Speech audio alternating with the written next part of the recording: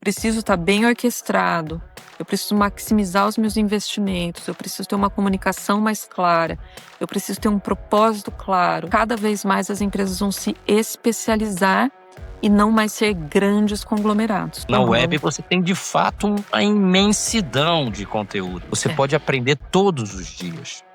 Agora, eu não estou vendo ninguém fazer isso. Pouquíssimas pessoas. Eu acho que as empresas vão ficar com menos pessoas, mas as pessoas que vão ficar nas empresas são aquelas que são as capazes de fazer aquilo que a IA não vai conseguir fazer, que é realmente o lado estratégico, é o lado da liderança, é o lado do empreendedorismo. A Adriana nasceu em Campinas. Sempre gostou de ajudar o pai no comércio da família. Iniciou na 3M como estagiária e nos últimos 25 anos trabalhou em diversas posições em marketing e vendas, sendo que em 2023 tornou-se a primeira mulher presidente da 3M no Brasil. Também atuou como vice-presidente América Latina e nos últimos 2 anos mora em Tóquio, no Japão, onde exerce a função de vice-presidente para a Ásia. É casada com o Daniel e tem 2 filhos, Bianca e Davi. No tempo livre, gosta de viajar, estar com amigos, fazer atividades ao ar livre, cozinhar e assistir filmes e séries. Como profissional, é movida por desafios, principalmente por acelerar crescimento, sempre baseada na construção de parcerias sólidas com clientes, fazendo o turnaround de negócios, além de ser apaixonada por desenvolver pessoas. De fato, a sua equipe agora não é só de pessoas.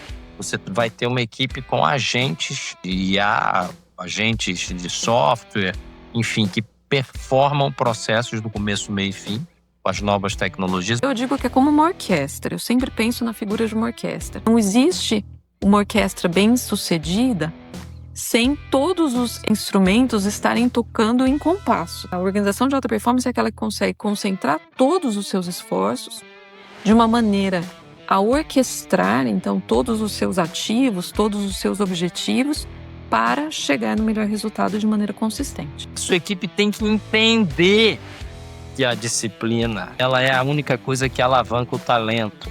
Não adianta você ter talento sem disciplina. Não adianta. Isso não vai funcionar.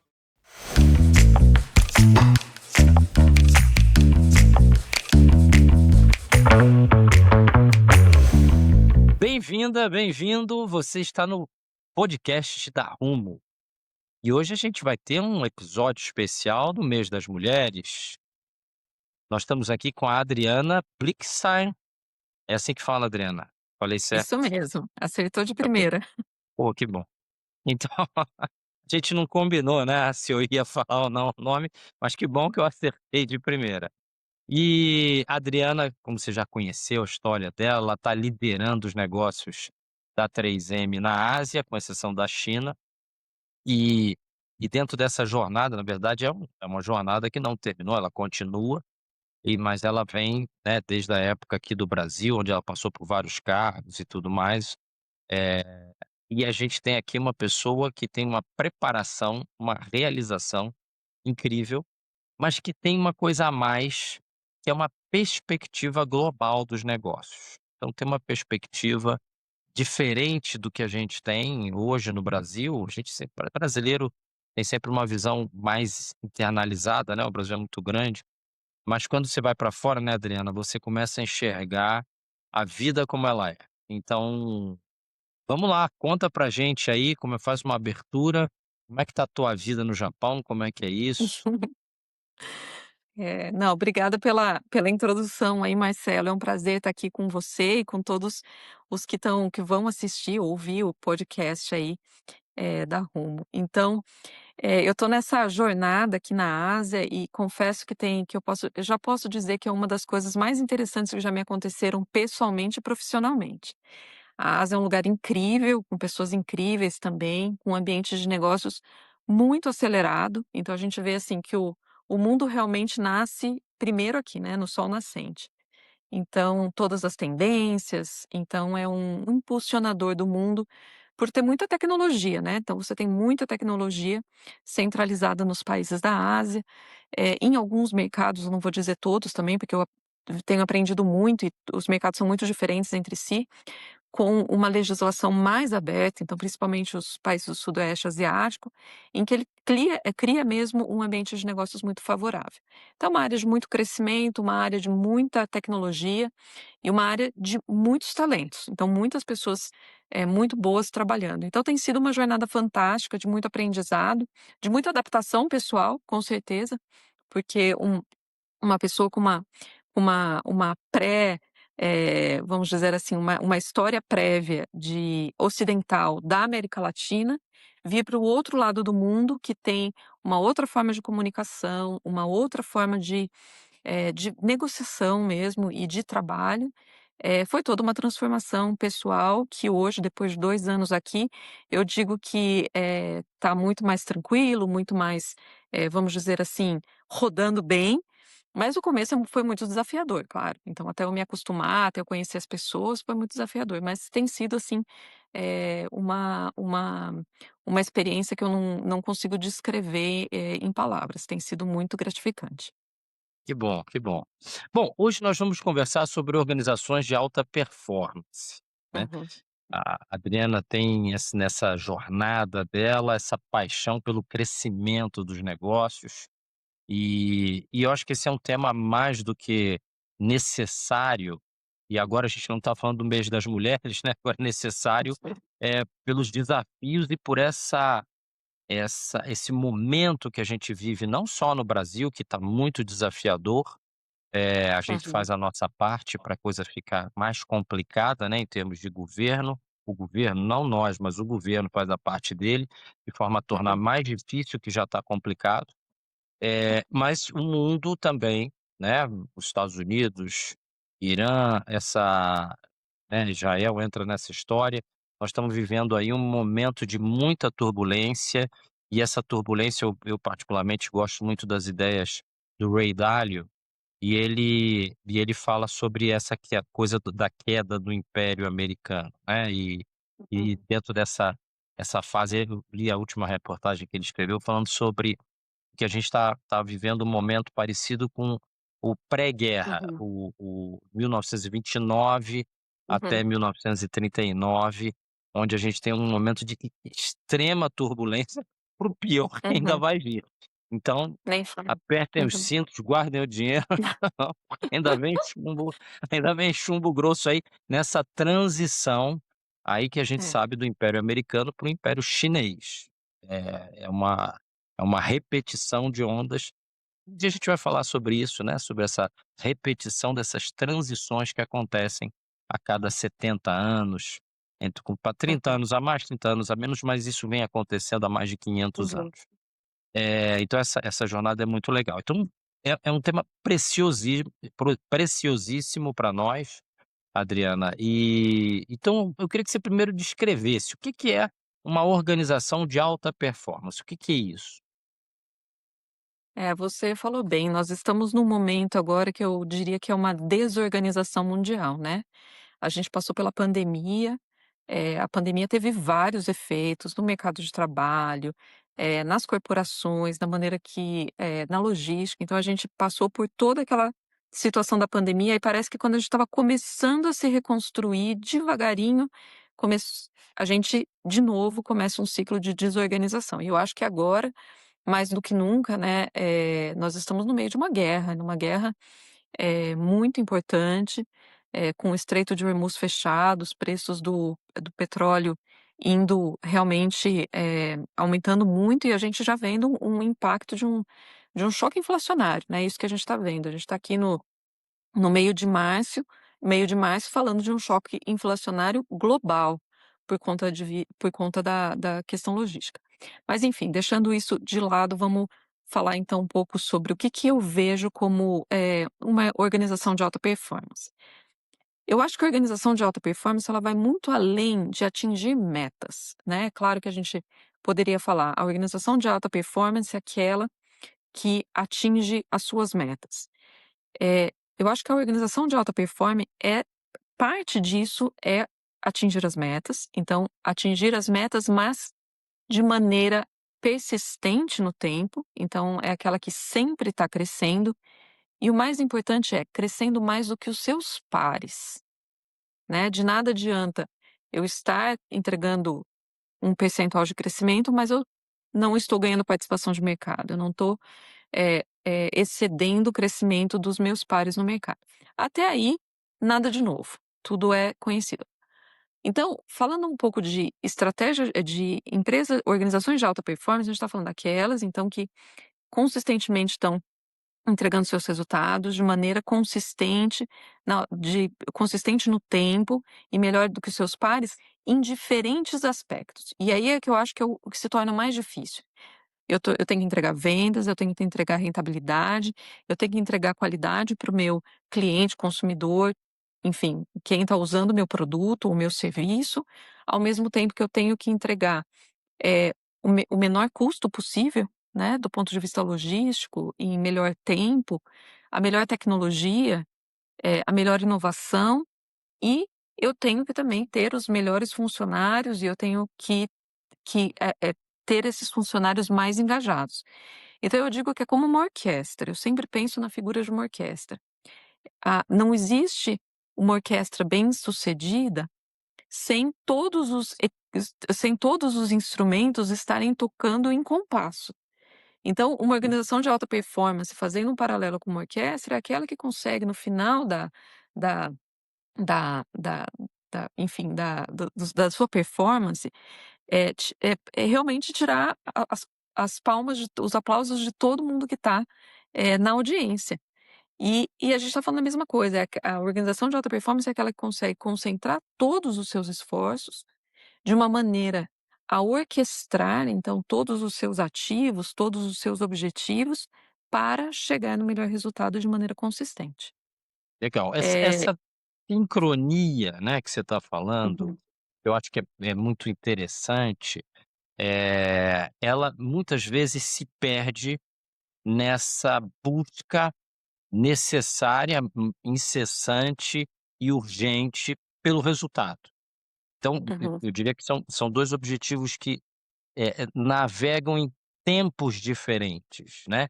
A sincronia, a busca pela sincronia é uma visão um pouco mais de médio e longo prazo, e a busca pelo resultado, né, que o uhum, conselho, que o presidente, que o chefe, né, todo mundo tem chefe, né, até você está, uhum, né, na Ásia, mas tem algum chefe aí, e o chefe do teu chefe também tem chefe, então tem sempre uma pressão pelo resultado dentro do curto prazo.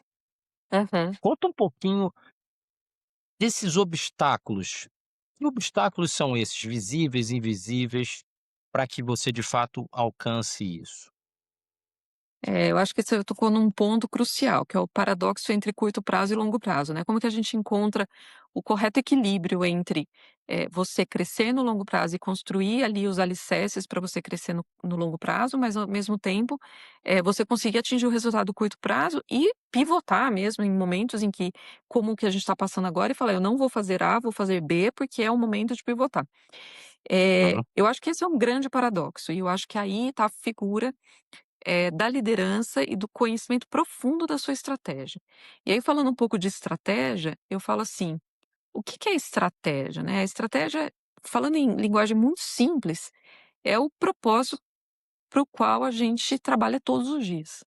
No fundo é isso, a gente uhum. acorda de manhã, eu falo que para mim eu gostaria que todos os meus funcionários, quando eu perguntasse: "Que você vem fazer aqui?", então ele tivesse aquele propósito de falar: "Eu venho fazer esse negócio crescer, se tornar lucrativo, interessante do ponto de vista, do acionista que vai pagar mais pela ação da 3M ou que vai o consumidor que vai querer pagar mais pelo meu produto, e o meu canal que vai querer trabalhar comigo e não com a concorrência". Então assim, esse é o propósito, né, essa a estratégia está muito ligada ao propósito. Por que que eu venho aqui trabalhar por todos esses dias?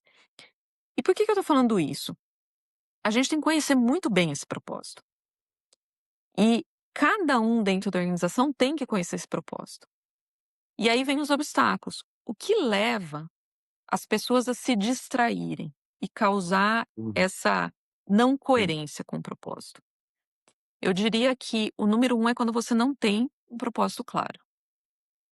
Então, o primeiro teste é perguntar para cada funcionário, né, seja ele aquele que está na fábrica, empacotando um produto, ou seja o que está atendendo no call center, ou aquele que está simplesmente fazendo conteúdo para o Uhum. e-commerce, ou se você está falando com o CEO da empresa.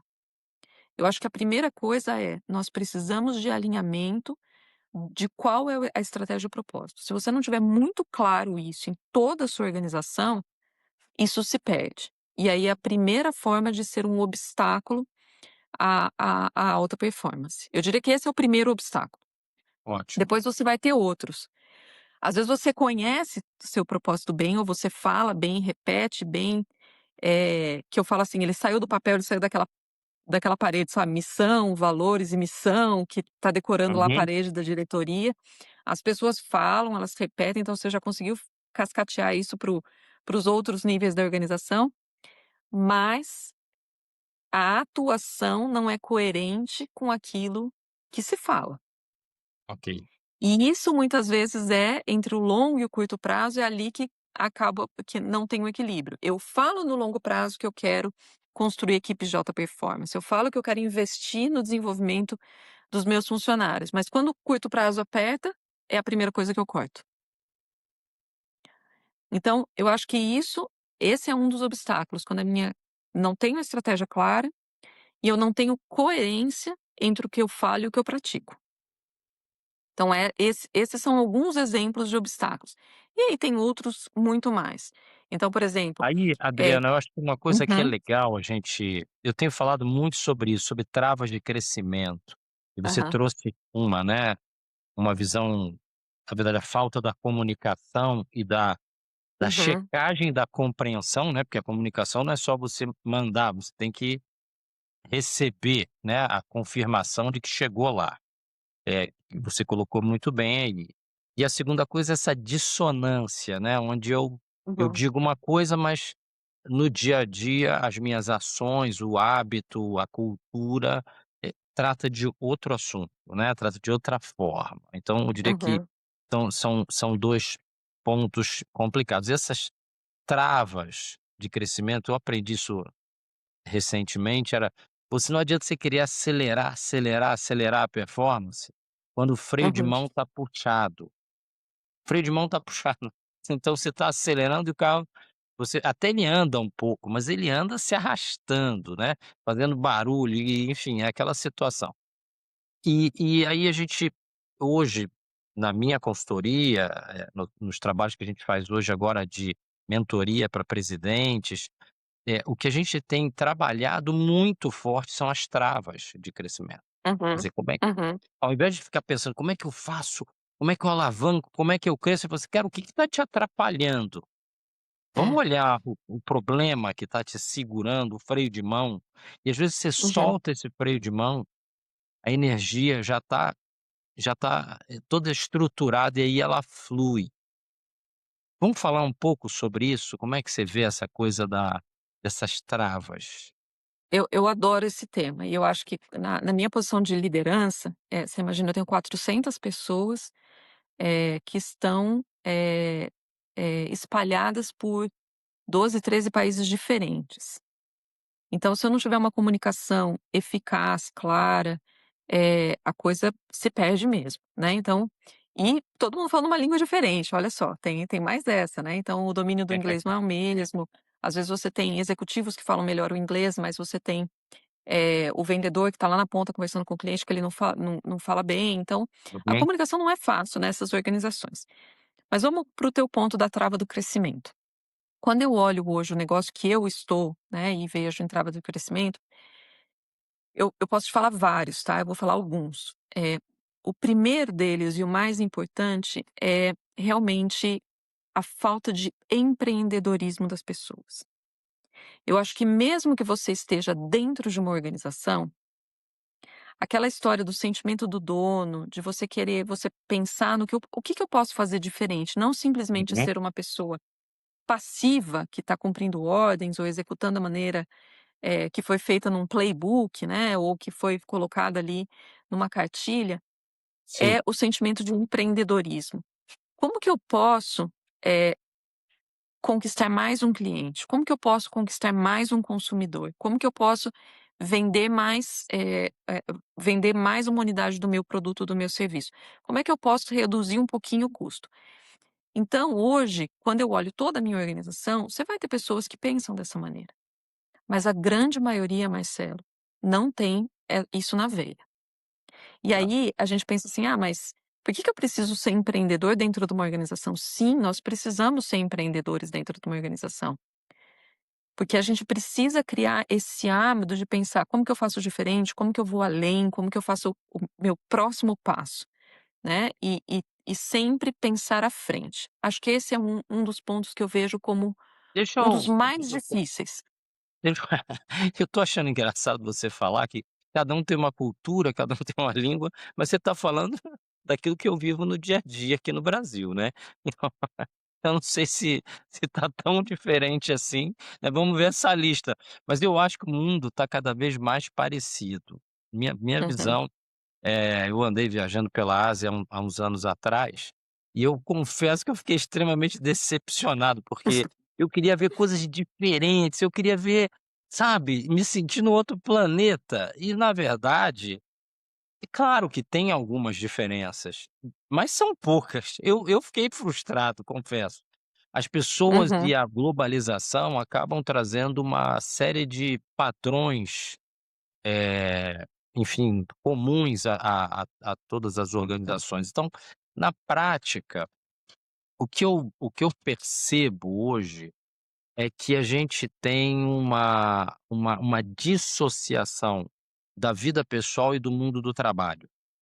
Então, é como se o trabalho, diferente das gerações anteriores, até das quais a gente faz parte, o trabalho era um Uhum. propósito de vida.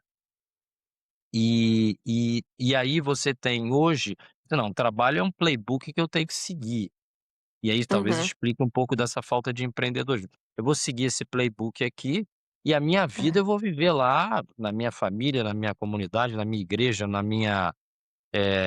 no meu time de futebol, sei lá, né, aquilo que a pessoa tem como vida. Então existe uma dissociação entre trabalho e vida. Então, isso aqui é o meu É. trabalho, playbook, nada de empreendedorismo.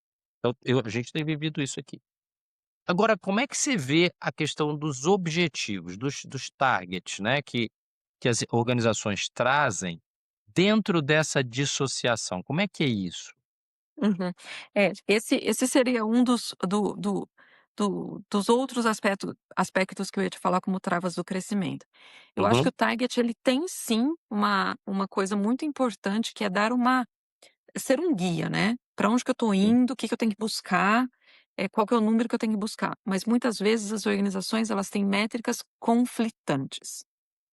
E as métricas conflitantes são sim uma trava para o crescimento. Então eu tenho a equipe de vendas que precisa acelerar o crescimento, mas eu tenho a equipe de planejamento que tem que reduzir o inventário. E aí, se eles não estão coordenados entre si, e a equipe do pessoal de planejamento tem muito inventário de um produto que não vende, mas ele está olhando o valor total do inventário somente, eu sim. tenho aquele que está acelerando a venda do outro lado, mas não tem o produto bom para vender, ele só tem o outro. E aí o pessoal do planejamento está falando: "Olha, vende o que eu tenho no Vende o que estoque, não o tem, que o né, o que cliente tá no quer". estoque. É, e outras coisas, esses são elementos simples, né, mas muitas outras coisas. Aí você vê, eh desde, comunicação que eu digo é branding, né,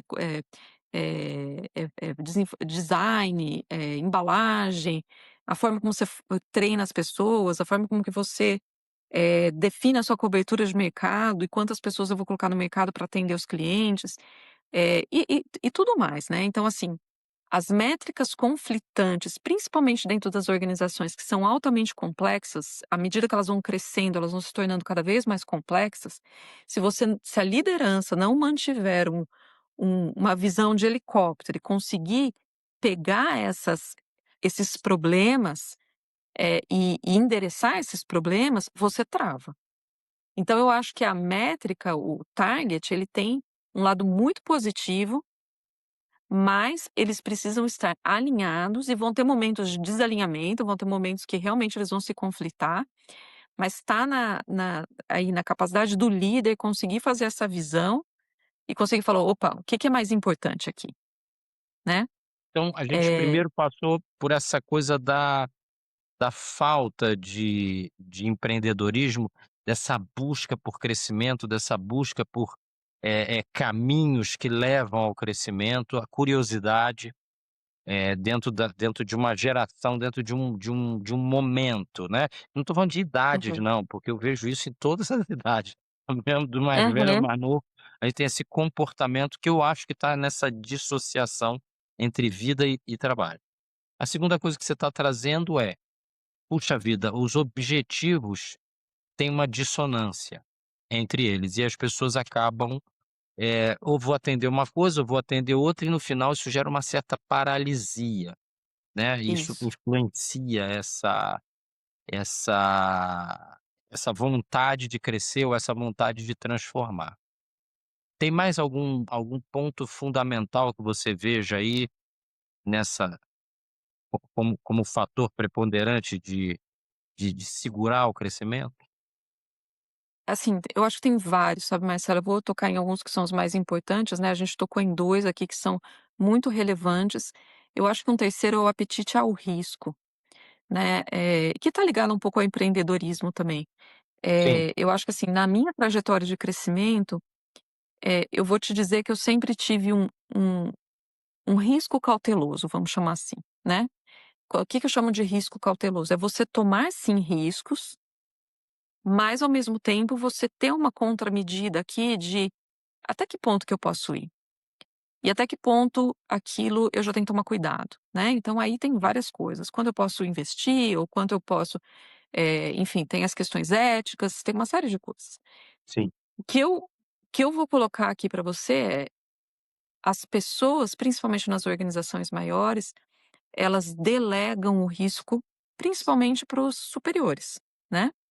É aquela Muito, coisa, eu vou cada delegando vez para mais. cima, que o pessoal fala. Sim, sim, E se você tem uma organização que ela é paralisada nesse sentido, que todo mundo precisa da autorização de alguém para conseguir tomar, ninguém o processo de trabalho fica parado, as decisões ficam lentas. Então, qual que é a autonomia de cada um?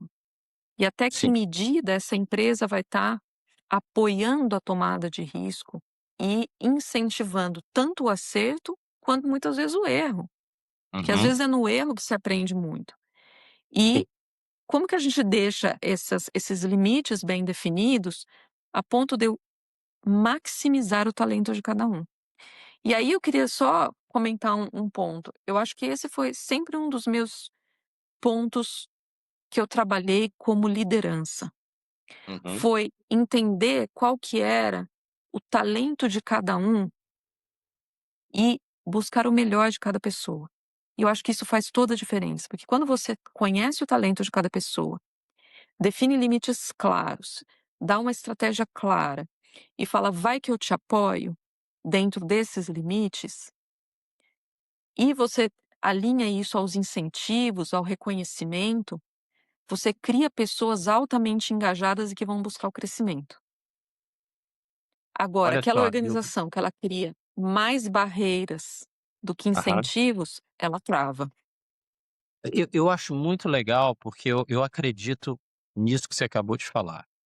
Eu acho que Uhum, transformar pessoas não é o papel do líder, né, quando ele está trabalhando com as pessoas é que têm o papel de se autotransformar, isso já é um desafio de uma vida, né, já é um desafio monumental. uhum, Então, às vezes o líder fala: "Pô, não tem que mudar, vou fazer essa pessoa, né, ele é o meu desafio", eu acho até graça.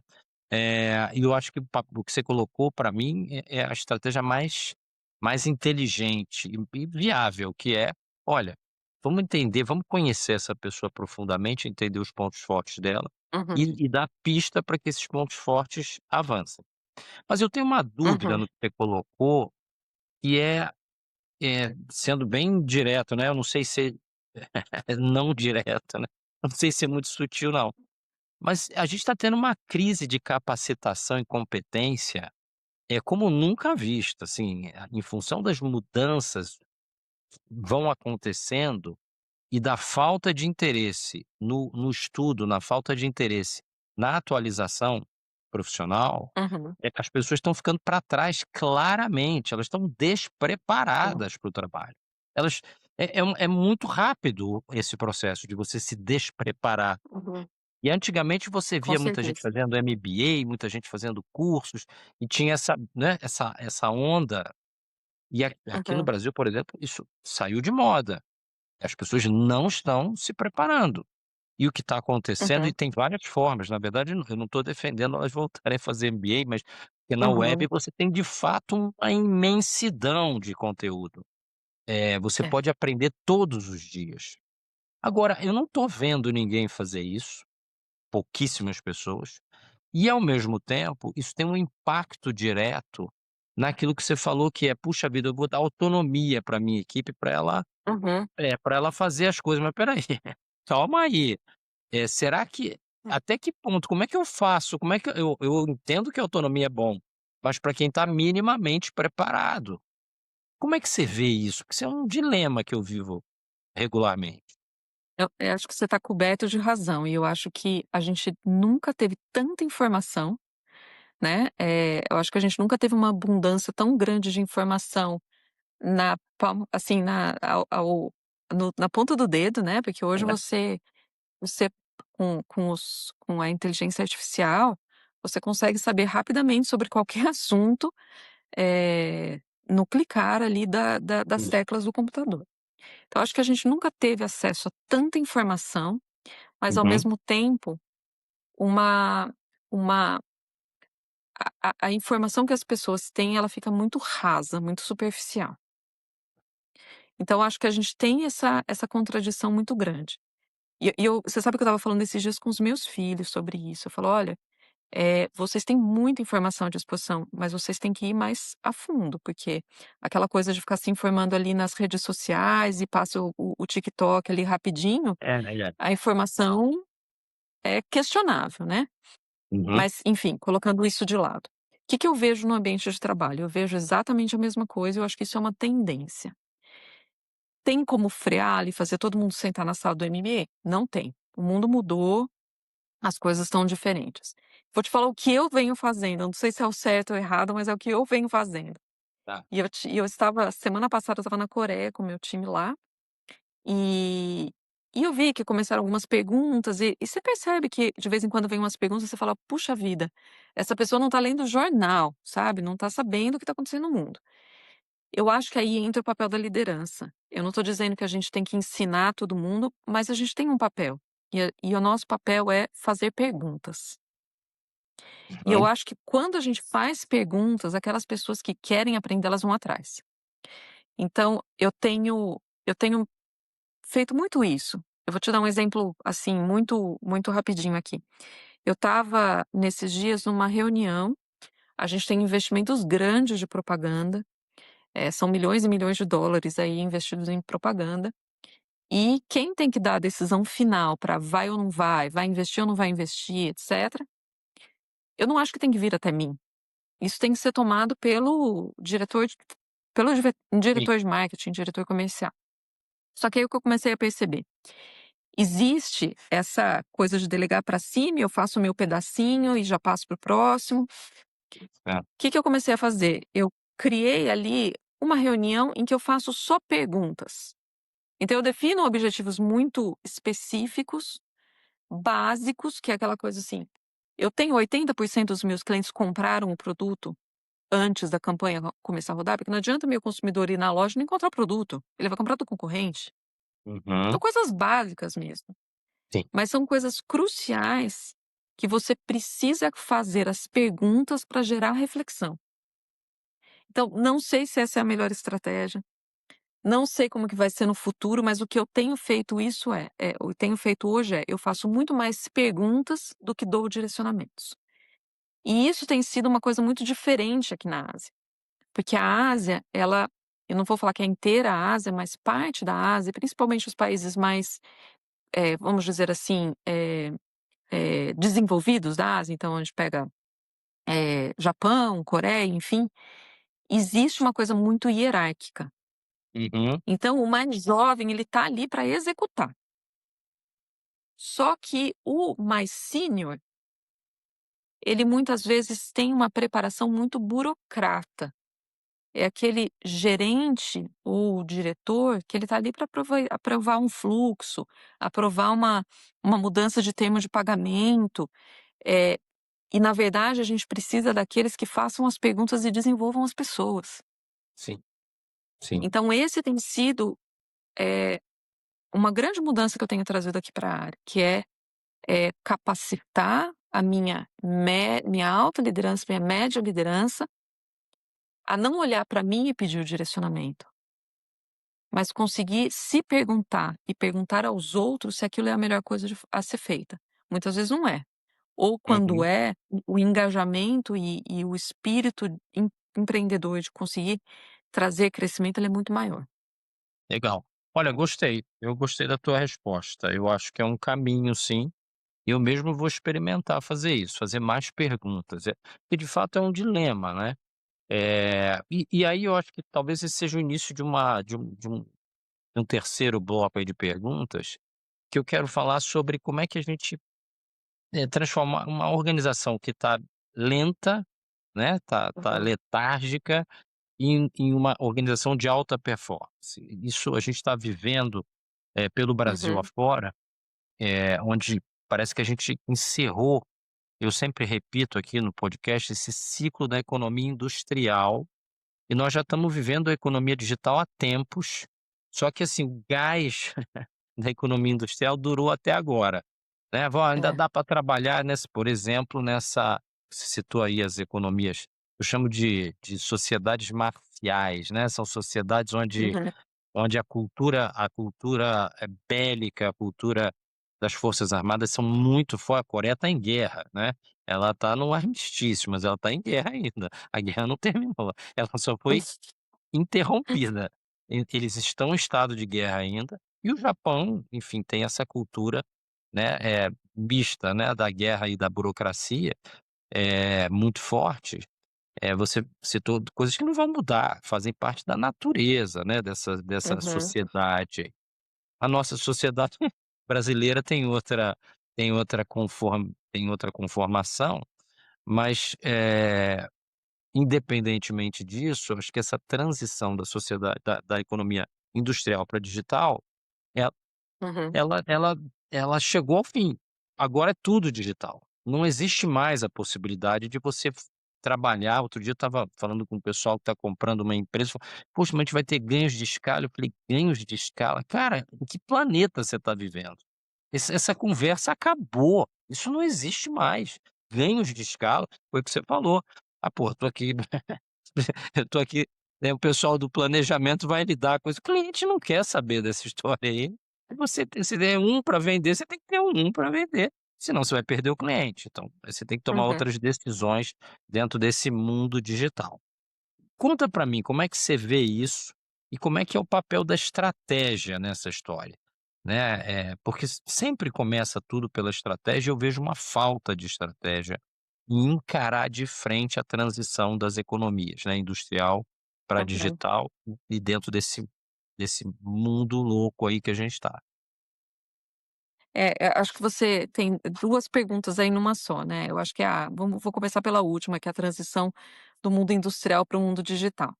Eu acho que a maior barreira da transformação para o mundo, industrial para o digital, é que a gente tem uma capacidade instalada, né, então a gente quer insistir fazendo a mesma coisa, então a gente quer porque a gente tem a máquina que tem que produzir tanto, enfim. Então acho isso vai além, eu acho que da estratégia da organização, mas eu acho que a gente vai ter que passar por uma fase em que as economias vão ter que rever a questão da legislação trabalhista, as flexibilidades para as empresas, enfim, eu acho que a gente vai ter que passar por uma transformação que ela é maior que somente a vontade da própria empresa. Hum, Mas a gente tem que sobreviver independente da vontade legislativa, vamos dizer assim, a gente tem que ser bem-sucedido e melhor do que o nosso, sim, par, do que os nossos concorrentes, independente das mudanças externas das quais a gente não pode controlar. E aí como que a gente faz isso, né, como que a gente faz essa transformação? E aí eu acho que a gente precisa trabalhar em flexibilidade, então é buscar maneiras alternativas. Eu acho que tem empresas que fazem muito bem isso há muitos anos, então você vê, a Nike ela é um exemplo de uma empresa que ela não tem um ativo, ela não tem uma máquina, mas ela está sempre inovando, sempre está customizando, você pode fazer seu tênis. E como que ela está fazendo isso? Ela está fazendo isso com eh vários fornecedores aí, que Uhum. estão se atualizando e estão conseguindo, produzir para ela. Certo. Então ela não tem as próprias máquinas, mas ela está fazendo isso, com terceiros. E eu Uhum. acho que isso é algo que já está acontecendo, não é que vai acontecer, já está acontecendo. Talvez o Brasil esteja um pouco mais atrás, porque, eu acho que no Brasil a gente também tem uma proteção de ser um mercado interno muito grande, que a gente se sobrevive dentro desse mercado brasileiro interno, né, então existe esse lado positivo, vamos dizer assim. E eu hoje estando fora do Brasil, eu consigo ver um pouco esse lado positivo, tem várias coisas Uhum. positivas nesse sentido. Mas eu acho que esse é um caminho, sem volta, então, eu não necessariamente como empresa vou investir em ativos, em máquinas, em tecnologia próprias, mas vou comprar tecnologias de parceiros que vão produzir para mim, que vão inovar para mim, enfim. E aí, as grandes empresas que têm marcas fortes, elas entram aí com a marca, outras vão entrar com o processo de logística e supply chain, outras vão entrar com a proximidade das fontes de suprimento, enfim, vai ter uma gama aí, mas eu acho que ele vai muito para esse caminho. Ele vai Tá. para o caminho também de criar essa teia de empresas. Vou te dar um exemplo. Hoje, como nunca visto desde a pandemia, a gente só vê notícias de layoff de grandes organizações, né? Então, organizações no mundo inteiro mandando embora, mandando embora, mandando embora e enxugando seus quadros. Ao mesmo tempo, a gente está quase em pleno emprego nas grandes economias. Você não vê essas pessoas que estão saindo do mercado de trabalho ficando desempregadas. Sim. E aí você fala, para onde que elas estão indo? Elas estão indo para pequenas empresas, startups, como você queira chamar, que vão prestar serviço para essas outras empresas. Vou te dar 2 exemplos aqui na Ásia. Na Ásia, por exemplo, você tem a Amazon Austrália. A Austrália não é um mercado grande por si só, é um mercado Uhum. pequeno, muito distante, logística difícil, enfim, tudo é bastante desafiador. Hã. E aí, a Amazon se instalou lá, ela não é grande lá como ela é em outros mercados. E aí, como que os fornecedores fazem para atender a Amazon com o mesmo nível de qualidade que atende no Japão, que atende nos Estados Unidos, que eu vou ter lá as pessoas que fazem conteúdo, as pessoas que fazem marketing promocional, como é que eu vou fazer se eu não tenho volume, se eu não tenho escala para Uhum. trabalhar? Rapidamente aparecem então empresas especializadas que vão falar assim: "Marcelo, você quer vender na Amazon?". Então eu tenho a pessoa que faz conteúdo, eu tenho a pessoa que negocia com a Amazon, que analisa planejamento, ou seja, ela é uma mini empresa dentro de outra mini empresa, que vai trabalhar para Perfeito. você, é um outsourcing, né, é a história do outsourcing. Só que é um outsourcing qualificado, não é mais o outsourcing para ser recepcionista, outsourcing altamente qualificado. Um outro exemplo, muito rapidamente aqui, a a capacidade de inovação de grandes corporações, ela fica muito lenta, pela complexidade das organizações, né. Sim. Tamanho Então o mesmo. que que você tem? Você tem pequenas startups hoje que você fala assim: "Olha, eu quero inovar nessa categoria". Eles estudam de ponta a ponta o mercado para você, desde a parte Tá. de entender o seu cliente, entender o seu consumidor, te geram um design, um por dia, se você quiser, não gostei desse, testa o outro, fazem o teste de mercado, Hum. te entregam um produto pronto. Então, Olha isso que vem interessante. acontecendo, você está criando uma teia de fornecimento que vai alavancar essa transformação do industrial para o digital de maneira mais rápida. Eu acho que você juntou, né, os pontos aí que eu tinha imaginado em relação à estratégia, né. Você começou já a falar muito sobre essa questão do ecossistema, que as empresas acabam, Uhum, se inserindo, porque na verdade ninguém cria, né, ela se insere, né, isso. dentro desse ecossistema, com uma visão estratégica muito clara. Porque para ser Uhum, a Nike, ela a grande dificuldade é dizer que você não vai fazer. Para ser a é. Dell, para ser a Apple tem um outro exemplo, né, que produz pouca coisa diretamente, né, ela tem vários parceiros também de tecnologia que ajudam a produzir essas soluções finais, mas ela tem que dizer não para um monte de coisas que Uhum, os antecessores não sabiam dizer não, ou não souberam dizer não. uhum. Então isso é uma questão estratégica fundamental que você está trazendo. Aí na questão da performance, você tem mais algum item sobre estratégia que você queira aprofundar aí? Porque nessa mudança, né, da lentidão para alta performance, o que mais além dessa clareza do que eu faço, do que eu não faço, e buscar o ecossistema, o que mais que você vê na questão estratégica? É, eu acho que, só voltando um pouquinho nesse tema, eu acho que a grande diferença que a gente tem quando a gente fala desse ecossistema, é que antes as empresas já usavam ecossistemas, mas para Uhum. aquilo que elas diziam que não é o core, né. Você lembra essa história? O que é o Lembro, core claro. fica comigo, Aham. Isso. o que não é o core eu mando para fora, né. Sim, E sim. hoje eu acho que esse é um ponto também. Eles não, Ó. não o ecossistema ele tá também assumindo partes do core. Uhum. Então, da questão da inovação mesmo, eu tenho parceiros que vão gerar inovação para mim, porque eu não consigo gerar tão rápido quanto, outros parceiros menores. E isso traz o que a gente fala da flexibilidade, da rapidez.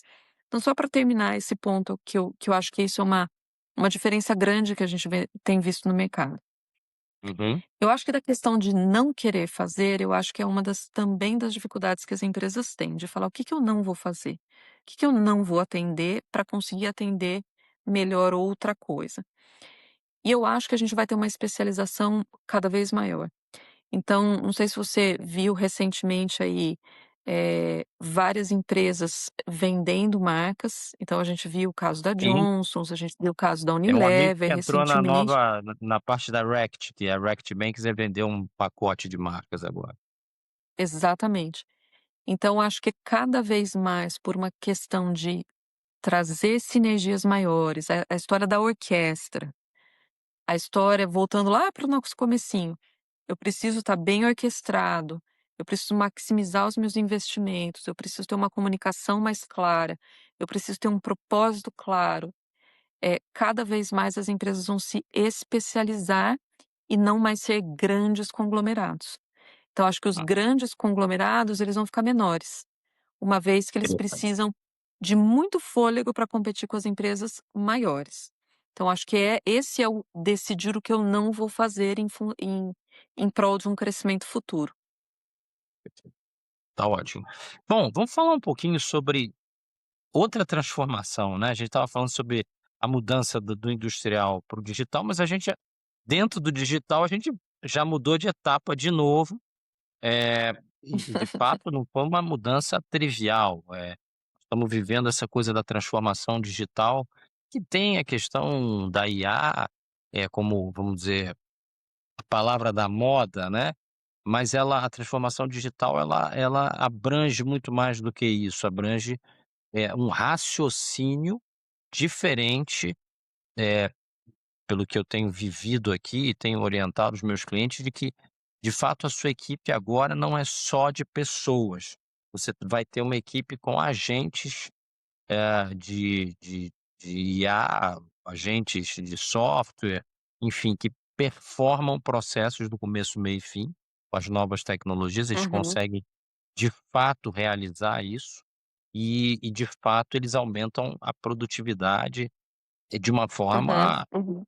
incrível. Mas onde é que eu vejo o desafio, né, que eu luto aqui? Você falou muito bem. Que é: "Puxa vida, eu tenho um legado, eu tenho uma cultura, eu tenho uma história, e fazer essa mudança é um esforço". Como é que você vê isso? O que que você está fazendo aí? Como é que você Uhum. está vendo alguém bem-sucedido nessa mudança? O que que as pessoas estão realizando? Nossa, essa pergunta é bastante ampla, né, principalmente quando eu estou falando de Ásia. Eh, eu acho que assim, quando a gente fala vamos começar pelo IA. Quando a gente fala de IA, eu acho que a gente ainda tem mais perguntas do que respostas, tá. Eu vejo muitas empresas que já adotaram, principalmente nos processos fabris, né, então quando você está falando de checagem de qualidade, ganhos de Uhum, produtividade dentro do processo de produção, a gente já vê muita coisa e não é de hoje, né, da robótica, enfim, não é de hoje. Não vou sim, entrar para esse lado, vamos para o IA então, nos processos comerciais, que aí é mais a minha praia, vamos dizer legal. assim. Eh, eu acho que tem muita coisa boa, eu vejo muito ganho de processo, mas muitas vezes uma baixa capacidade das equipes de adoção. Vamos parar aí um pouquinho. Então, eh, vou te falar, IA para equipe de vendas, por exemplo. Tem várias utilizações que a gente pode fazer. Se eu posso elencar aqui algumas que a gente já vê outras empresas fazendo, e que a gente já vê no mercado ferramentas muito boas. Treinamento, eh por exemplo, treinamento principalmente da negociação, então você fazer simulação de negociação para preparar uma pessoa antes. Processos, de burocráticos, passar para inteligência artificial processos burocráticos. Então coisas simples, aquela história do boletim de despesa, enfim, a gente, né, dos Uhum, formulários que existem. Então a gente vê muita coisa nesse campo operacional. Então ata certo. de reunião, tudo isso, né, então, tradução. Então, por exemplo, hoje quando eu tenho que fazer um treinamento, eu tenho uma pessoa de eu recentemente eu fiz um treinamento para minha equipe de vendas, a pessoa que ganhou lá como a melhor para treinar era uma pessoa da Nova Zelândia, mas para falar com um japonês que não fala inglês, da equipe de vendas, eu preciso fazer tradução. Então, assim, tem tudo isso aí que a gente precisa trabalhar. Então, assim, existem várias, oportunidades de uso, de IA que a gente já vê. Claro. Porém, eu acho que a grande dificuldade é que ainda dentro das empresas, você tem uma grande parte, da sua equipe que não está preparada para adotar. Então a adoção eu digo que está mais lenta. Uhum. Eu Tem isso, concordo com mas você, tem viu. outros aspectos. Tem outros aspectos. Tem o aspecto também da segurança cibernética, né, porque eu estou Uhum, colocando um monte de informação lá.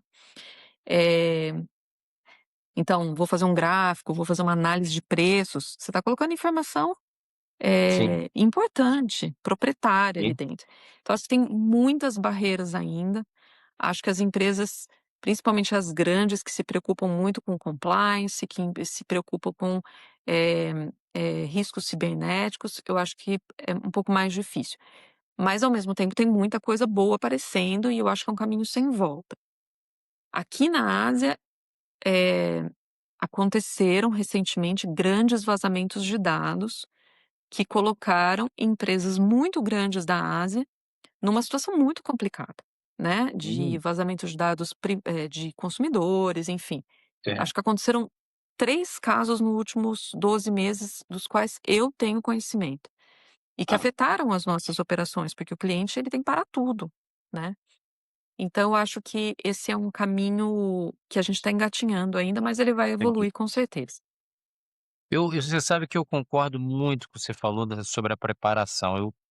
O que eu tenho visto e tenho estudado e tenho debatido com amigos, a gente tem tratado muito desse tema, é que a a a IA ela foi feita para quem tem repertório. Para quem tem Uhum, repertório, para quem exatamente. tem conhecimento, ela de fato, ela multiplica a sua capacidade por 10, depois por 100 e pode chegar a mais, à medida que você use os Concordo ajustes. plenamente. Então, no final da história, quando eu ouço a tua resposta, eu ouço, da seguinte forma: "Olha, Marcelo, as equipes vão ser menores e mais qualificadas, então, Uhum, vai ser um time muito menor. Ah, eu tenho uma empresa com 1.000 pessoas, nós vamos pensar em empresas com 100 pessoas, mas de um nível de qualificação completamente diferente. Eh, Quando eu penso nos grandes conglomerados, eles vão perder, porque eu entendo isso, a questão do compliance, mas o concorrente não está ligando para isso, né, ele não está uhum. "Olha, então eu vou esperar você resolver o seu compliance e depois eu entro no mercado", e aí isso não está acontecendo. O que está acontecendo é que empresas menores, como você já tinha colocado, alavancadas pela IA, elas vão estar ainda mais preparadas para as novas ondas de tecnologia. Então você tem aí sim uma escada que está sendo, galgada por empresas menores, que daqui a pouco vão criar um arco de transformação, onde vai ser muito difícil alcançá-las, vão ter que ser empresas diferentes mesmo, um novo tipo de empresa, com um novo tipo de Uhum. funcionário, usando tecnologias nesse mundo, de ecossistemas. E aí, quando a gente pensa em escala, né, que era a grande linha de defesa da economia industrial, quando a gente volta ao conceito anterior de ecossistema, o que eu estou percebendo é que, por exemplo, influencers, eles já têm um mercado, já têm a credibilidade, e eles lançam, eu estou falando da Rihanna, por exemplo, lança um produto e ela manda alguém fabricar no ecossistema. Então ela não precisa ter todo aquele tempo, todo aquele investimento de ter uma fábrica de cosméticos, uma fábrica de produtos. Ela simplesmente acessa o ecossistema e cria uma organização bilionária em pouco tempo. Porque ela está acessando com transformação digital, dentro de jogos diferentes, é uma empresa desse tamanho, muito pequena, que produz Uhum. um conjunto gigante por meio, desse ecossistema, né. Então É, essa informação que você me deu é muito legal, porque fecha na minha cabeça de que a transformação está indo para esse, na minha opinião, para essa direção. e você articulou muito bem, Marcelo. Eu acho que as empresas vão ficar com menos pessoas, mas as pessoas que vão ficar nas empresas são aquelas que são as capazes de fazer aquilo que a IA não vai conseguir fazer, que é realmente o lado estratégico, é o lado do conectar os pontos, é o lado da liderança, é o lado do empreendedorismo. Então, não basta eu ter o conhecimento superficial, eu tenho que ter o conhecimento que seja capaz de provocar mudança. É aquilo que eu não consigo fazer através da IA, é aquilo que depende da pessoa mesmo, depende do processo, de liderança, criativo, Criatividade, né. psicológico mesmo. Isso, E isso. até psicológico, de eu conseguir ler o outro, né, Sim. e criar relacionamentos, criar confiança. Então, é aí que eu, assim, com a minha modesta opinião, eu acho que é aí que vão ficar essas 100 pessoas que sobrarem, Agora quando a IA estiver como é fazendo que todo o você resto. conecta tudo isso com a questão, da disciplina e de hábitos e de processos, e porque, na verdade, qualquer processo de capacitação e preparação para ser um dos 100 ou para construir essa organização de 100 pessoas, tem que Uhum, passar por isso, tem que passar pela parte dura, né, da uhum, da disciplina. uhum, Como é que a performance, como é que você integra isso dentro desse uhum. ambiente criativo e altamente competitivo? Eu acho que cada vez mais vai depender do indivíduo. Eu acho que isso já vem acontecendo há alguns anos. Hum. Que a gente passa lá da sala de aula e que o professor está entregando o conhecimento que ele tem para vários alunos e cada um aluno está decidindo como que usa melhor aquilo. Eu acho que agora ainda mais vai depender de cada indivíduo, da capacidade de observação, da capacidade de aprender a partir do outro, da vontade. Isso é uma coisa, simples de falar, mas a gente vê muito problema aí de pessoas, né, eu tenho visto umas coisas que às vezes, me chocam ainda, né, eh, então acho que vai depender muito do processo individual de cada pessoa, de querer se aprofundar, de querer ser diferente, de realmente fazer a diferença, de querer transformar. Então aí eu acho que é uma coisa muito intrínseca mesmo, é uma coisa muito da pessoa que acordou todo dia e falar: "Eu vim aqui fazer a diferença, eu quero fazer a diferença para essa empresa, eu quero vencer". E aí é muito Agora intrínseco mesmo. Agora me conta uma coisa, porque eu acho que a gente pode mudar até de bloco aqui e ir pra uma parte, interessante, que é o papel do líder nisso tudo, porque Uhum, essa jornada, né, eu achei muito legal o que você falou do indivíduo, porque, de fato, a gente pensa: "Ah, geração", ou "essa turma", ou então, né, a minha turma de trainees foi assim, né, quando a gente era trainee, né, quando a gente era é. garota, a gente teve a nossa turma de trainees, tal, e ainda tem turmas de trainees, tal. Só que, assim, de fato, o indivíduo passa a ter um papel mais importante na sua própria jornada, porque hoje você não precisa, estar num grupo para acessar conhecimento, você pode Uhum, acessar de forma individual. Mas para isso, e eu acho que isso pode ser um alavancador de migração social também importante, porque muitas vezes as pessoas mais humildes, elas estão, lutando uhum, contra uhum, a vivência que elas têm de dificuldade econômica, e elas estão muito mais, motivadas e dispostas a fazer, o que é necessário de ser feito para ser um dos 100, para ser uma daquelas pessoas que vai fazer diferença se preparando. é. Isso não é uma, obviamente, não estou dizendo que isso é uma regra, porque tem amigos meus Uhum. têm uma excelente condição financeira e os filhos estão voando muito alto, né, indo muito bem, e a sua equipe tem que entender que a disciplina, ela é a única coisa que alavanca o talento. Não adianta você ter É, talento sem disciplina, não adianta, isso não vai funcionar. Os 100 que a gente precisa na nossa organização estão aí, estão por aí, é, né. Agora eles é. precisam ser incentivados. Como é que é o papel do líder nisso, Adriana? Como é que você vê essa jornada de incentivo? Quais são os pilares disso? Nós E como líderes, o eu que que a eu gente faz para montar esse time? eu acho que o líder ele tem um papel importante no sentido de que ele é um inspirador, né, então a pessoa, vê o líder como alguém que chegou lá, e que é um papel de inspiração. Eh, o líder vai ser aquele também que vai, ensinar algumas coisas mais diretamente, vai ser o que vai guiar, vai que ser responder algumas coisas, fazer as perguntas, que nem eu te disse, para provocar a reflexão, mas eu acho que não é só isso, eu acho que o líder ele tem um papel, mas um papel, eh, delimitado ali, ele tem o papel dele, mas é um papel limitado.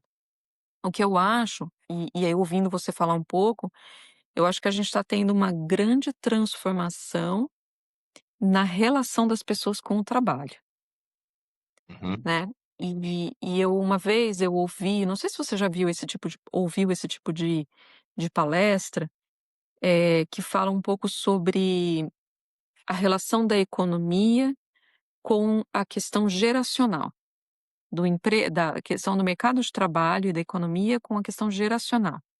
uhum, Então, eu e você provavelmente somos da mesma geração.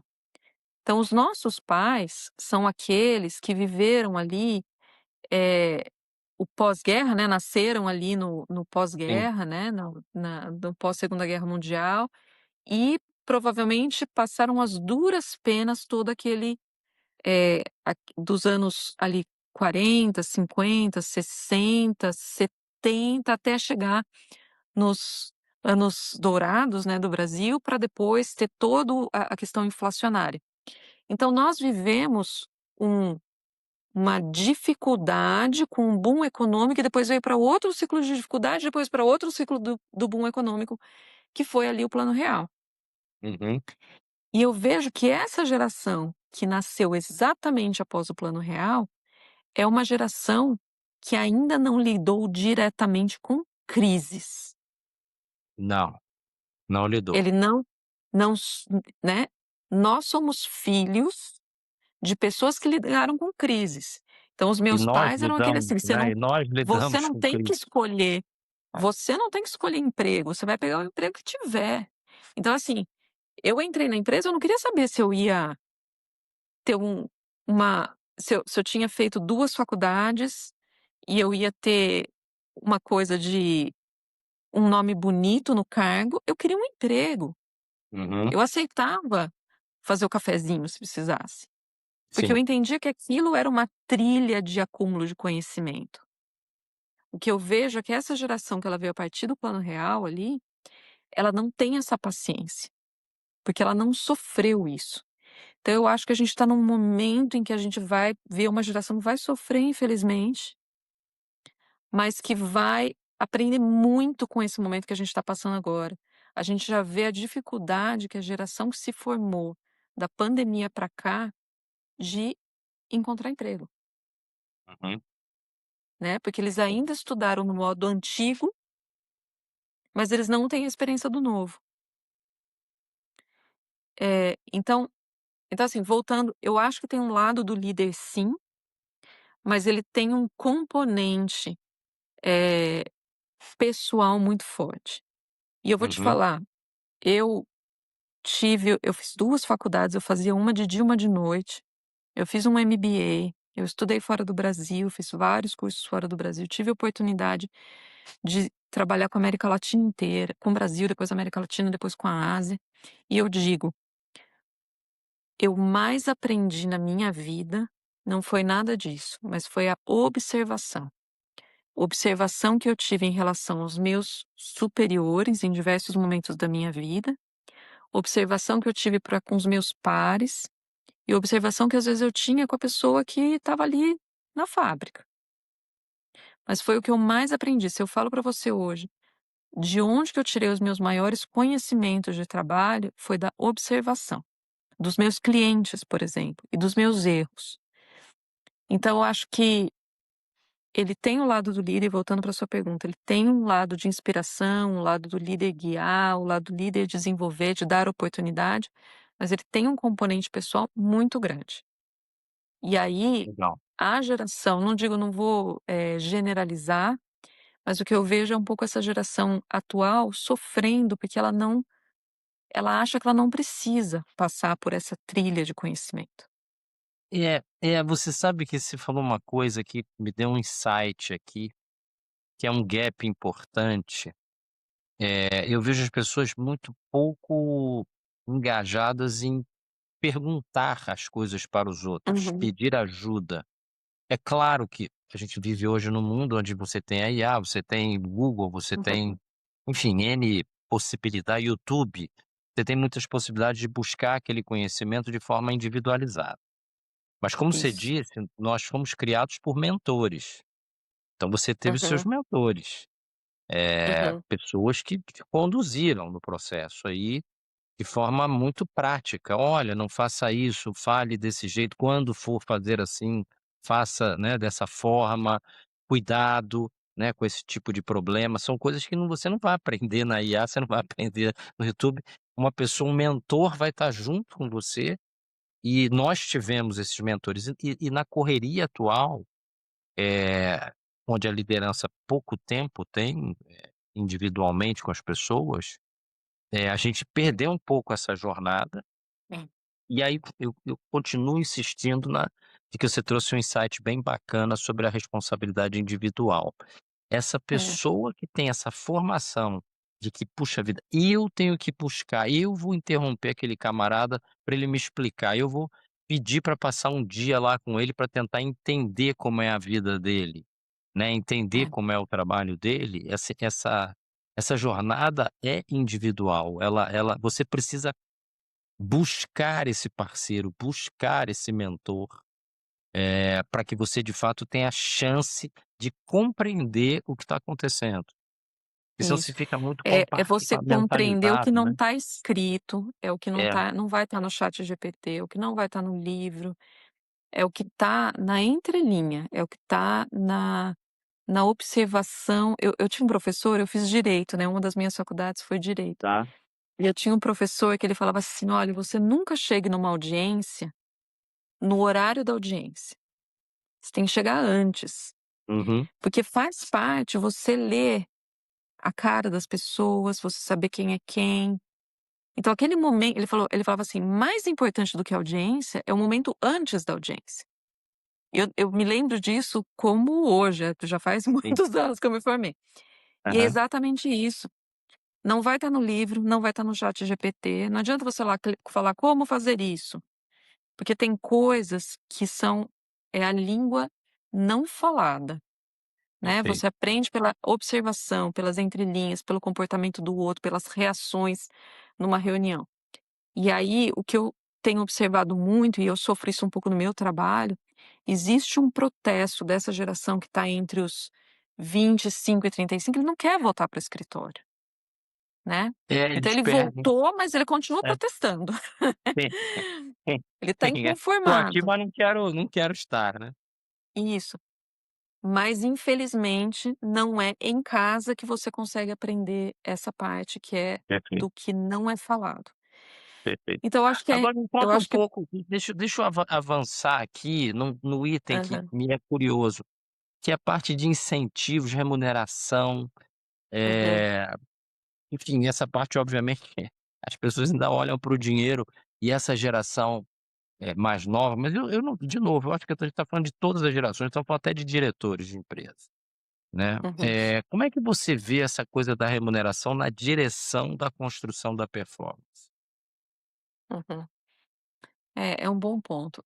Eu acho que com certeza a remuneração é um grande ponto de incentivo, mas não é o único, não é isoladamente, né. Uhum, Eu acho que cada vez mais outros incentivos aparecem, eh, antes da remuneração. sim, Porque se você for ver, empresas pares e elas remuneram mais ou menos dentro de um range ali, mais ou menos parecido, vamos dizer assim, sim. né. Só que existem outros incentivos que é o ambiente de trabalho, a atmosfera ali de trabalho, os incentivos qualitativos, então, você receber um elogio pelo que você faz, que eles não estão na questão da remuneração. E aí eu acho que entra um papel da liderança importante. Você pode ter aqueles incentivos que são os de praxe, você vai ter tanto de variável, tanto de fixo, vai ter o carro ferramenta, vai ter, enfim, todos aqueles que são de praxe. E eles são de mercado, ou seja, eles vão ter lá uma paridade com os concorrentes Uhum, ou com outras empresas que podem te contratar, mas existem aqueles outros que são adicionais, que eles vão estar ali no ambiente de trabalho, e existem aqueles que a liderança precisa criar. E aí a liderança precisa ler o que incentiva cada um. Então, por exemplo, eu tenho funcionários que, eh, principalmente aqui na Ásia, que você elogiá-los em frente aos outros faz toda a diferença. O latino é assim.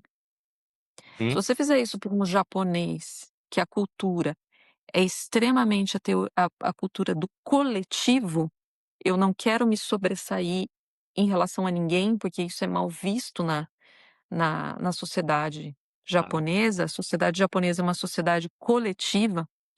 Uhum, Se eu elogiar um, não é legal. Então, para eles, muitas vezes é muito mais legal você pagar um happy hour para todos juntos. perfeito. Então você conseguir definir os incentivos, que vão além da remuneração. Então vamos Uhum, partir do princípio que a remuneração está ajustada, competitiva, etcétera.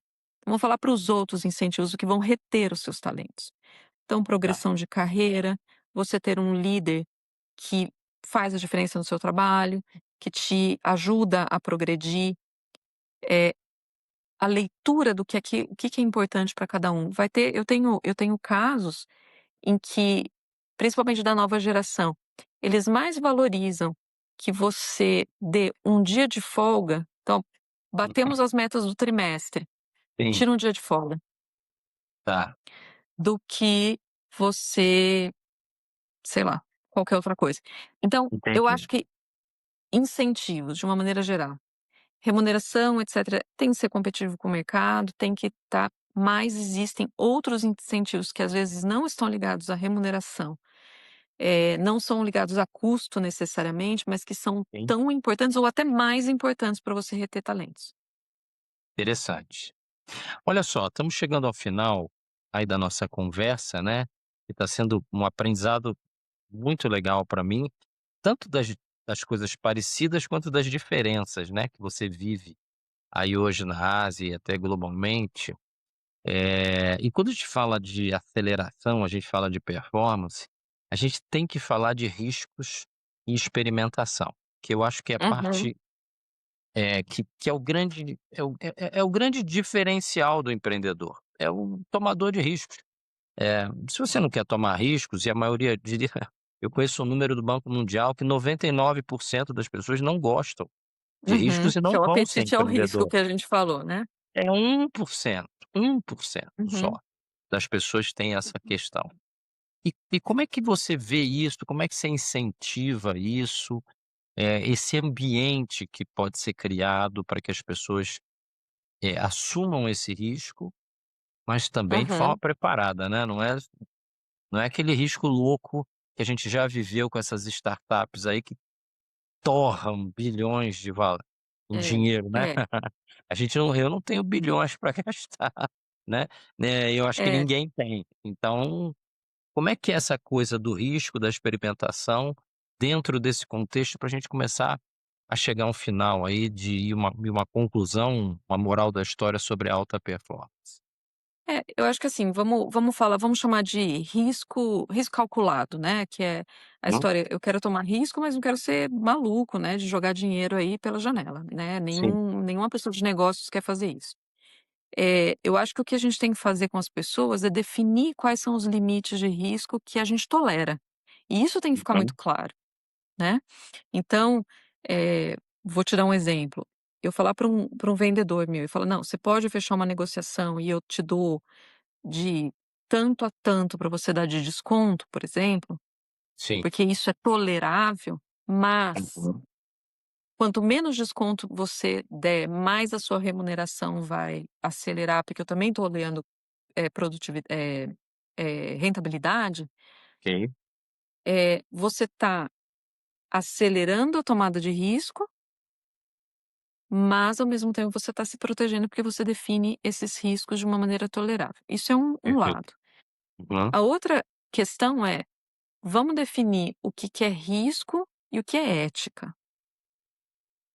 Então, eu não eu vou ser zero tolerante a questões não éticas, tá, mas eu sou tolerante a riscos que são riscos de boa-fé. E eu vou te apoiar quando esses riscos forem de boa-fé e forem por boa intenção. Mas quando ok, eles forem ligados à falta de ética, por exemplo: "Ah, eu vou dar um mega desconto agora, porque eu preciso fechar minha cota e o mês que vem o cliente vai devolver tudo porque o fulano combinou com o ciclano", não, isso não tolero, né, tá, porque isso não faz o bem da empresa. perfeito. Agora, não, eu tomei um determinado risco racionalmente, porque isso tô vendo um bem maior ali, aí eu acho que, o apoio da liderança e, limites muito bem definidos, fazem a diferença.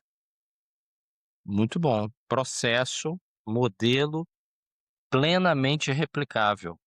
Gostei da tua resposta. Acho que dá para a gente usar e todo mundo que está nos assistindo poder experimentar fazer mais isso. Eu acho que a gente, às vezes, Com com certeza. receios, a gente está, óbvio, estamos vivendo um momento, um momento tenso, né? Então a gente tende a correr menos risco, mas isso é uma armadilha, na minha opinião. A gente Exatamente. É, precisa correr os risco riscos é nesse formato. financeiro risco é financeiro ou risco de reputação? Se é Uhum. risco de reputação, se é risco de compliance, aí Não, os limites precisam ser sim, muito sim, claros e muito, né. Se o risco é financeiro, até que ponto que eu vou, eh, tolerar essa perda, se ela acontecer? Dá liberdade para as pessoas, fazerem aquilo que elas, fazem de melhor, é maximizar o talento de cada um. E claro, você vai deixar tomar risco aquele seu aquela pessoa que já tem alguma experiência, que você sabe que, é sênior o suficiente para tomar aquela decisão. perfeito. Estamos chegando agora ao final. Eu queria que você desse algumas tentasse fazer aí uma costura final, uma sua visão, em algumas frases, para que as pessoas saiam daqui com uma clareza, né, de próximo passo, de onde, de fato, iniciar essa jornada, para que a gente possa encerrar. Olha, uma das frases que eu mais, gosto e que são, e que é muito inspiradora para mim, é de William McKnight, que é um dos primeiros presidentes que a 3M teve na história, e que fala Uhum. assim: "Contrate boas pessoas e deixe-os trabalhar em paz". Para mim, isso diz tudo. Eu quero as melhores pessoas, eu vou definir processos muito claros e deixo-os trabalhar, deixo-os tomar risco, deixo-os ser empreendedores, eh, que eu acho que, se você tiver essas melhores pessoas com esse espírito empreendedor e as pessoas que querem crescer, você vai Hum. conseguir crescer. Então, contrate as melhores pessoas, eu acho que é o bem começo, lidere-as bem, defina processos claros e foque no crescimento, numa estratégia muito clara e com um propósito muito claro. Muito bem. Adriana, quero te agradecer, pelo tempo, acabei nem comentando, né, você está no Japão, eu estou no Rio de Tô no Janeiro Japão. hoje, e mas a tecnologia, por isso que eu falo da transformação digital, ela de fato já mudou tudo, né. Então ela permitiu aí que a gente estivesse junto, nessa manhã do Brasil e essa noite do Noite Japão. aqui do Japão, isso E aí. no frio, você tá no frio aí, né, agora Aqui tá frio, olha, hoje tá uns você tá 6 no graus, frio, 5 e eu tô graus. derretendo aqui, Tô de o blusa de calor. lã. Então é muito legal a gente estar junto, com tantas diferenças e tanto aprendizado. E para você que nos ouve e nos assiste, você é o motivo, né, da gente estar aqui, trabalhando e trazendo gente nova. Nesse mês das mulheres, quero desejar um parabéns para você, mulher, que tanto luta, que muitas de vocês têm tripla jornada com filhos, com agora a gente tem os pais idosos também, né, a gente tem toda uma Isso aí. jornada aí, onde o papel da mulher de fato como agregadora, mas o papel que ela quer ter como líder, né, como a Adriana, transformadora, visionária, e você que nos ouve e participa com a gente nessa jornada da RUM, parabéns. E é isso, sucesso, bons negócios, ninguém cresce sozinho.